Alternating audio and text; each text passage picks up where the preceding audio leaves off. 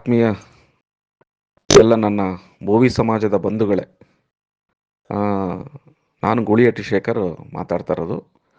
ಈಗ ಇವತ್ತು ನನ್ನ ತಮ್ಮ ಮಾಹಿತಿಗೆ ನಮ್ಮ ಸಮಾಜದ ಬೋವಿ ಸಮಾಜದ ಇಡೀ ರಾಜ್ಯದ ಕಟ್ಟಕಡೆಯ ಅತ್ಯಂತ ಕಷ್ಟದಲ್ಲಿರ್ತಕ್ಕಂಥ ಬಡ ಜನತೆಯ ಯುವಕರಿಗೆ ಮತ್ತು ನಮ್ಮ ಬೋವಿ ಸಮಾಜದ ಮಠಾಧೀಶರಿಗೆ, ನಮ್ಮ ಶಾಸಕರು, ನಮ್ಮ ಸಮಾಜದ ಮಂತ್ರಿಗಳು, ಶಾಸಕರುಗಳು, IAS ಆಫೀಸರ್ ಇರ್ಬೋದು, KS ಆಫೀಸರ್ ಇರ್ಬೋದು, ಮಾಧ್ಯಮ ಸ್ನೇಹಿತರಿರ್ಬೋದು, ವಕೀಲರುಗಳಿರ್ಬೋದು, ಎಲ್ಲ ನಮ್ಮ ಸಮಾಜದ ಮುಖಂಡರಿಗೆ, ಇಡೀ ರಾಜ್ಯದ ನನ್ನ ಸಮಾಜದ ಬೋವಿ ಸಮಾಜದ ಮುಖಂಡರಿಗೆ ಮತ್ತು ಮಾಧ್ಯಮ ಸ್ನೇಹಿತರಿಗೆ, ಪ್ರಿಂಟ್ ಮೀಡಿಯಾ, ಎಲೆಕ್ಟ್ರಾನಿಕ್ ಮೀಡಿಯಾ ಮತ್ತು ಎಲ್ಲ ನನ್ನ ಮಾಧ್ಯಮದ ಸ್ನೇಹಿತರಿಗೆ, ಹಾಗೆಯೇ ನಮ್ಮ ಸರ್ಕಾರದ ಮುಖ್ಯಮಂತ್ರಿಗಳು, ಮಂತ್ರಿಗಳು ಮತ್ತು ನಮ್ಮ ವಿರೋಧ ಪಕ್ಷದ ನಾಯಕರು, ಸರ್ವ ಪಕ್ಷದ ಎಲ್ಲ ಸದಸ್ಯರಿಗೆ, ಅದು MLAಗಳಿರ್ಬೋದು, MLCಗಳಿರ್ಬೋದು, ಆಡಳಿತ ಪಕ್ಷ ವಿರೋಧ ಪಕ್ಷ ಇರ್ಬೋದು, ಜೊತೆಗೆ ಕೆಲವೊಂದು ಅಧಿಕಾರಿ ವರ್ಗದವರು ಕೂಡ, ಮತ್ತು ಯಾರ್ಯಾರು ಆಸಕ್ತಿ ಇರ್ತಕ್ಕಂಥವ್ರು ಎಲ್ಲರೂ ದಯಮಾಡಿ ಇದೊಂದು ಮಾಹಿತಿ.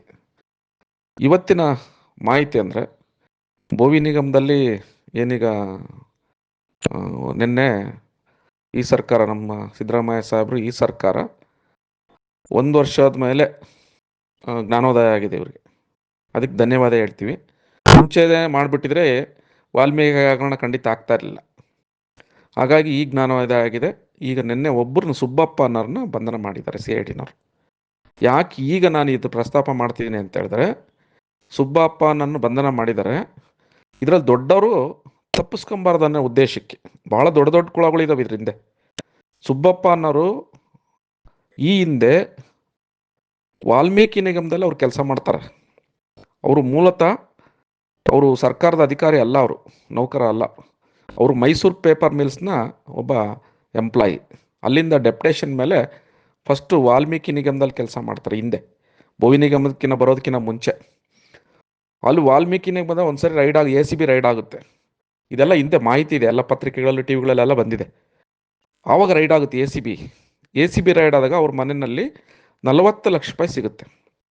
ಇದು ನಮ್ಮ ಸಮಾಜದ ಬಾಂಧವರಿಗೆ ಮತ್ತು ಎಲ್ಲ MLAಗಳು, MLCಗಳಿಗೆ, ಆಡಳಿತ ಪಕ್ಷ, ವಿರೋಧ ಪಕ್ಷಗಳಿಗೆಲ್ಲ ಇದು ಮಾಹಿತಿ. ಅಂಥವ್ರನ್ನ ತೊಗೊಂಡ್ಬಂದು ಇಲ್ಲಿಗೆ ಹಾಕ್ಕೊಡ್ತಾರೆ ಸುಬ್ಬಪ್ಪನವ್ರನ್ನ. ಸುಬ್ಬಪ್ಪನವರು ನೇರವಾಗಿ ಸಂಪರ್ಕ, ಅತಿ ಹೆಚ್ಚಿನ ಸಂಪರ್ಕ ಅವ್ರ ಮುಖಾಂತರನೇ ಈ ಬೋವಿ ನಿಗಮದಲ್ಲಿ ಆಗಿರೋದು ಅಂತೇಳಿ CID ನಿನ್ನೆ ಹೇಳ್ತಾ ಇದ್ದಾರೆ. ಅವ್ರನ್ನ ತೊಗೊಂಬಂದಿದ್ದು ಮೋಸ್ಟ್ಲಿ ನನಗನ್ಸುತ್ತೆ ಇದು ಅದು ಕನ್ಫರ್ಮ್ ಮಾಡ್ಕೊಳ್ಬೇಕು, CID ಅವರಾಗಲಿ ಸರ್ಕಾರ ಆಗಲಿ. ಕೋಟಾ ಶ್ರೀನಿವಾಸ ಪೂಜಾರಿ ಸಾಹೇಬರು ಅವರ ಅವಧಿನಲ್ಲಿ, ಅವರ ಪೀರಿಯಡ್, ಅವರ ಇನ್ಫ್ಲೂಯೆನ್ಸ್ ಮೇಲೆ ಅಲ್ಲಿ ಬೋವಿ ನಿಗಮಕ್ಕೆ ಹಾಕ್ಕೊಂಡಿದ್ದಾರೆ ಅಂತೇಳಿ ಮಾಹಿತಿ. ಅದನ್ನು ತನಿಖೆ ಮಾಡಿದ್ರೆ ಗೊತ್ತಾಗುತ್ತೆ. ಹಾಗೆಯೇ ಈ ತನಿಖೆನಲ್ಲಿ ಬರೀ ಅಷ್ಟೆಲ್ಲ ಅವರು ಸಿಕ್ಕಿರೋದ್ರಿಂದ ಇದರಲ್ಲಿ ದೊಡ್ಡ ದೊಡ್ಡ ಕುಳಗಳು ಅಂದರೆ ಡೆಲ್ಲಿವರೆಗೂ ಕೂಡ ಸಿಗಾಕೊಳ್ಳೋಂಥ ಸಾಧ್ಯತೆ ಇದೆ. ಆಗಾಗಲೇ ನಾನು ಹೇಳಿದೆ, ವಿನಯ್ ವಲ್ಯಾಪುರ್ ಅಂತೇಳಿ ನಮ್ಮ ಸುನಿಲ್ ವಲ್ಯಾಪುರ್, ನಮ್ಮ ಸಮಾಜದ ವಿಧಾನ ಪರಿಷತ್ತಿನ ಸದಸ್ಯರು. ಅವ್ರ ಬಗ್ಗೆ ನನಗೆ ಈಗಲೂ ಕೂಡ ಅಪಾರವಾದ ಗೌರವ ಇದೆ. ಅವ್ರ ಮಗ ಮಾಡಿದ್ದು, ಅವ್ರ ಮಗನ ಹೇಳಿಕೆ ಬಂದಿದೆ, ಅವ್ರ ಮಗನ ಕೂಡ ಹೇಳಿಕೆ ತೊಗೊಂಡ್ರೆ ಇದರಲ್ಲಂತೂ ಈಗ CIDನವ್ರು ನಿನ್ನೆ ನಾನು ಈಗಾಗಲೇ ಅಪ್ಡೇಟ್ ಮಾಡ್ತಾ ಬರ್ತಾ ಇದ್ದೀನಿ, ಅವ್ರದ್ದು ಪಾತ್ರ ಇದೆ ಅಂತೇಳಿ. ಅವರು ಬಂದು CID ಮುಂದೆ ಹೇಳಿಕೆ ತೊಗೊಂಡ್ರೆ, ಅವ್ರು ಹೇಳಿಕೆ ಕೊಟ್ಟರೆ ಅವ್ರದ್ದು ಗೊತ್ತಾಗುತ್ತೆ ಯಾರ್ಯಾರು ಇದ್ದಾರೆ ಅಂತೇಳಿ.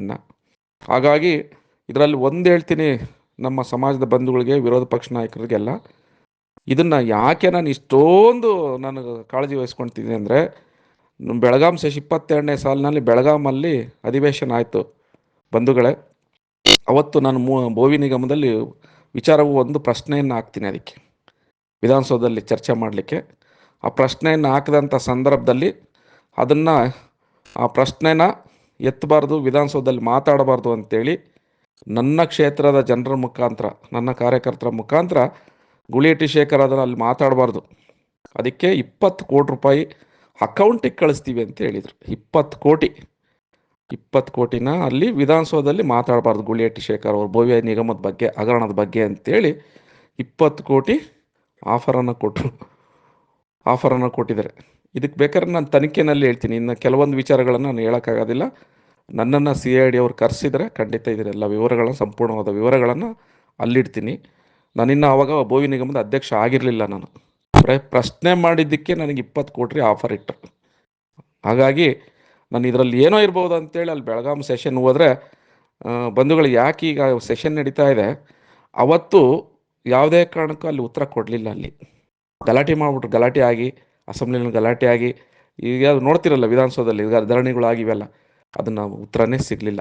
ಕೊನೆಗೆ ನಮಗೆ ಉತ್ತರ ಸಿಗಿದ್ದು ಬೆಂಗಳೂರಿನ ಇದರಲ್ಲಿ ನಾನು ಅಧ್ಯಕ್ಷ ಆದಾಗ ಮತ್ತೆ ಹಾಕದೆ ಬಿಡಲಿಲ್ಲ, ಇದನ್ನು ಉತ್ತರ ಕೊಟ್ಟಿದ್ದು. ಆಮೇಲೆ ಒಂದು ಮಾಹಿತಿ, ಸಂಪೂರ್ಣವಾಗಿ ಮಾಹಿತಿ ಹೇಳ್ತೀನಿ. ಇದನ್ನು CIDಗೊಳಿಸಿದ್ದು ನಮ್ಮ ಕೋಟಾ ಶ್ರೀನಿವಾಸ ಪೂಜಾರಿ ಮಂತ್ರಿಗಳು ಇದ್ರೇನೂ ಕೂಡ ಅದನ್ನು ವಹಿಸಿದ್ರು. ನಾನು ಲೆಟ್ರ್ ಕೊಟ್ಟು ಫಸ್ಟು ವಿವೇಚನಾ ಕೋಟ ಅಂತೇಳಿ ಕಟ್ ಮಾಡಿಸಿದೆ. ನಂದು ಸೇರಿ ಅಧ್ಯಕ್ಷದ ಕೋಟನೂ ಕಟ್ ಮಾಡಿಸಿ, ಮಂತ್ರಿಗಳದ್ದು ಕೋಟನೂ ಕಟ್ ಮಾಡಿಸಿದ್ವಿ.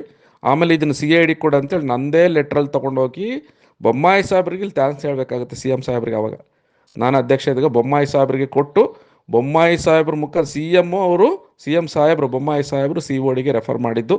ಅದಕ್ಕೆ ಸಾಕ್ಷಿ ನಮ್ಮ ಮಂಜುನಾಥ್ ಪ್ರಸಾದ್ ಸಾಹೇಬ್ರಿದ್ದಾರೆ, ಅವರು ಕೊಟ್ಟಿದ್ದು. ಇದರಲ್ಲಿ ಮಂತ್ರಿಯಾಗಿ ಅವ್ರು ಇರಬೇಕು. ಈಗ ಕೋಟಾ ಶ್ರೀನಿವಾಸ ಪೂಜಾರಿ ಕೊಟ್ಬಿಟ್ಟಿದ್ದಾರೆ ಅಂತ ಹೇಳ್ತಾರೆ. ದೇವರಣ್ಣ ಕೋಟಾ ಶ್ರೀನಿವಾಸ ಪೂಜಾರಿ ಮಂತ್ರಿ ಇದ್ದರು. ಇದಕ್ಕೆ ಸಂಪೂರ್ಣವಾಗಿ CID ತನಿಖೆ ಕೊಟ್ಟಿದ್ದು ಬೊಮ್ಮಾಯಿ ಸಾಹೇಬರು ನನ್ನ ಲೆಟ್ರ್ ಮೇಲೆ. ಆವಾಗ ಇವರು ವಿರೋಧ ಮಾಡಿದರು. ಯಾವಾಗ ವಿರೋಧ ಇದಕ್ಕಲ್ಲ ಮಾಡಿದ್ದು, ವಿವೇಚನಾ ಕೋಟ ಕಟ್ ಮಾಡಿ ಅಂತೇಳಿ ಆದೇಶ ಮಾಡ್ಬೇಕಾದ್ರೆ ವಿರೋಧ ಮಾಡಿದ್ರು. ಆವಾಗ ಕೋಟಾ ಶ್ರೀನಿವಾಸ ಪೂಜಾರಿಗೆ ಸಾಹೇಬ್ರಿಗೆ ಹೇಳಿದೆ, ಸರ್ ಇದನ್ನು ವಿರೋಧ ಮಾಡೋಕ್ಕೆ ಹೋಗಬೇಡಿ ಸರ್, ಈ ಡಿಸ್ಕ್ರಿಷನ್ ವಿವೇಚನಾ ಕೋಟದಿಂದನೇ ಆಗಿರೋದು ಅವಾಂತರ. ಇವತ್ತಲ್ಲ ನಾಳೆ ನೀವು ಇಬ್ಬರು ಕೂಡ COD ಮುಂದೆ ಹೋಗ್ಬೇಕಾಗುತ್ತೆ ಸರ್, ಮುಂದೆ ಎಲ್ಲ ತೊಂದರೆ ಆಗುತ್ತೆ, ದಯಮಾಡಿ ಅದು ಬೇಡ ಅಂತ ಹೇಳಿದ್ಕೆ ಅವ್ರು ಸುಮ್ಮನಾದ್ರು. ಇದು ನಮ್ಮ ಎಲ್ಲರಿಗೂ ಮಾಹಿತಿ. ಈಗ ಸುಬ್ಬಪ್ಪ ಸಿಕ್ಕಿದ ಮೇಲೆ ಅವರು ಹಿಂದೆಗಡೆ ದೊಡ್ಡ ಡೆಲ್ಲಿಯವರೆಲ್ಲ ಸಿಗಾಕ್ಕೊಳ್ತಾರೆ, ಭಾಳ ಜನ ಸಿಗಾಕ್ಕೊಳ್ತಾರೆ.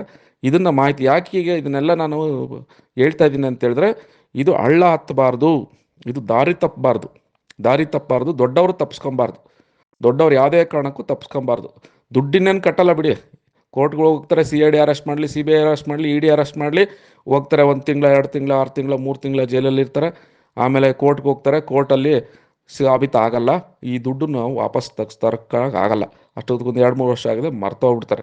100 ಕೋಟಿ 200 ಕೋಟಿ ದುಡ್ಡು ತಿಂದಿರೋದಿಲ್ಲಿ. ಅದ್ರ ದೊಡ್ಡವರು ಇದರಲ್ಲಿ ಭಾಗಿಯಾಗಿದ್ದಾರೆ, ದೊಡ್ಡವರು ಭಾಗಿಯಾಗಿದ್ದಾರೆ. ಇದರಲ್ಲಿ ಸಿಕ್ಕಿದ್ರಲ್ಲ, ಸುಬ್ಬಪ್ಪ ಬಾಯಿ ಬಿಟ್ಟರೆ ಅವನು 200 ಕಡತಗಳು ಸಿಕ್ಕರೆ ತುಂಬ ದೊಡ್ಡವರು. ಇದಕ್ಕೆ ಬುಡಕ್ಕೆ ಎಲ್ಲರಿಗೂ ಬರ್ತದೆ, ಬುಡಕ್ಕಿದು ಪ್ರತಿಯೊಬ್ಬರಿಗೂ ಬುಡಕ್ಕೆ ಬರ್ತದೆ.